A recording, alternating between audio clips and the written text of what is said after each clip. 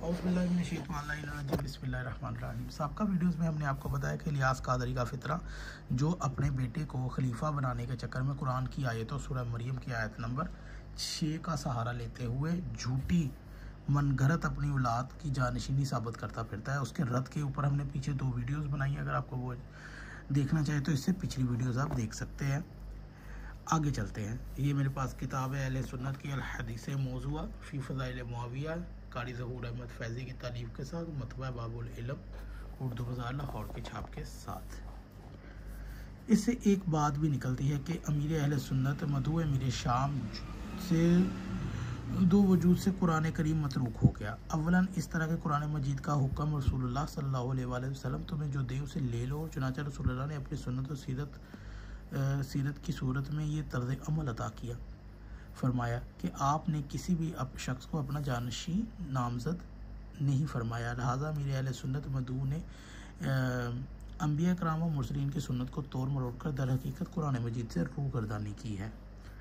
नबी करीम ने खुलफा राशिदीन की सुन्नत को अहले इस्लाम पर लाजम फरमाया और अमीर अहले सुन्नत के मदू ने खुलफा अरबा की सुन्नत से रूगर्दानी करके बेक वक़्त इरशाद नबवी सल्लल्लाहु अलैहि वसल्लम और कुरान मजीद दोनों से रूगर्दानी की। इस बात को अच्छी तरह समझने के लिए यहाँ इमाम शाफी के लिए एक इस्तदलाल को मद्देनज़र रखा जाता है। बहकी और राजी लिखता है कि शाफी ने एक मरतबा दावा किया कि तुम जिस चीज़ के बारे में चाहो मुझसे पूछो, मैं तुम्हें कुरान से साबित कर दूंगा। लोगों ने कहा हराम की हालत में यानी कि ज़ंबूर और ऊँट को मारना जायज़ है? फरमाया हाँ। उन्होंने अर्ज़ किया ये कुरान में कहाँ है?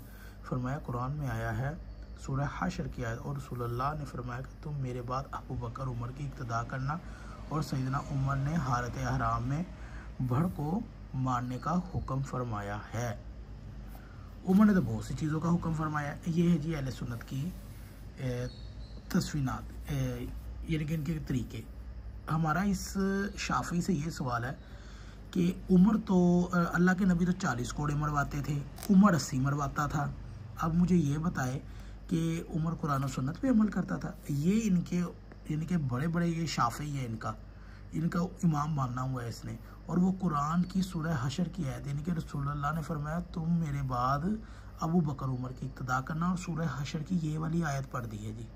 ठीक है, यानी कि वमा अताकुमुर रसूल फक़ू, यानी कि नबी करीम की अतात का हुक्म आया है जो नबी दें। तो अबू बकर उमर कहाँ से आ गए? और अबू बकर उमर और हज़रत अली कहाँ गए इसमें से? मतलब ये कि शाफी का भी दिमाग ख़राब है इनका कि वो क्या फितना इस्लाम के अंदर डाल रहा है। और वो बेहिकी की किताब लेकर आया है और मनाकब शाफी बेहिकी और मनाकब शाफी राजी और अल्तकार सयूती की।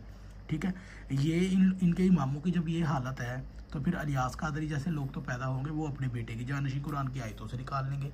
जिस तरह शाफी ने नबी करीम ने जो हुक्म दिया है और उसने उसको अबू बकर का हुक्म लगा दिया और उस पर उमर का हुक्म लगा दिया। उमर शाफी से बंदा ये पूछे कि उमर अपने दौर में क्या क्या करते रहे, इनकी किताबों में क्या क्या हदीसें हैं। ठीक है, उनको तो तयम्मुम भी नहीं आता था। तो वो जो बुखारी के अंदर तयम्मुम की आयत है उनको तो ये नहीं पता वो नमाज से रोकने का हुक्म दे रहे हैं, तो फिर रुक जाना था। मतलब कि इनके कौलो फ़ेल में भी इतना इख्तलाफ है। तो ये थी इनके इमामों की हालत। और इलियास कादरी जैसे तो फिर इमामों पर की सुन्नत पर चलते हुए तो ये काम कर सकते हैं। अगर आपको ये वीडियो अच्छी लगे तो इसे ज़रूर शेयर कीजिएगा।